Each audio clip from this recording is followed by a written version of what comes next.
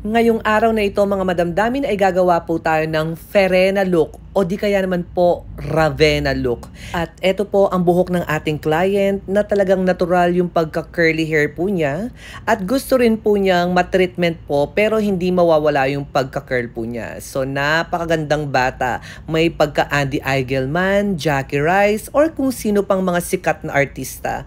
So sa mga oras na ito ay pinatungan ko na po ng mala Ravenna at Ferena look.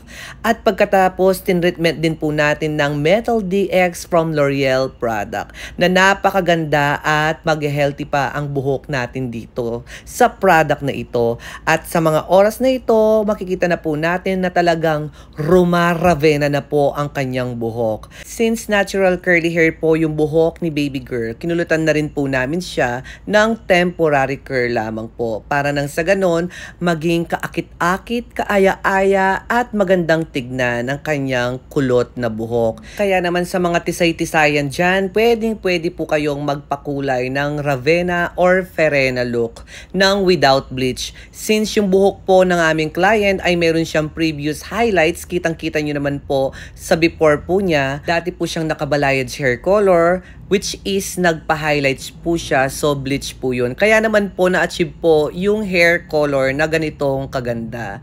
At naging pantay-pantay pa po yung pagkakakulay po natin sa kanyang buhok. At ang kagandahan po sa kanya ay meron po siyang natural hair color. Kaya naman po na-achieve po natin ng ganitong katingkad.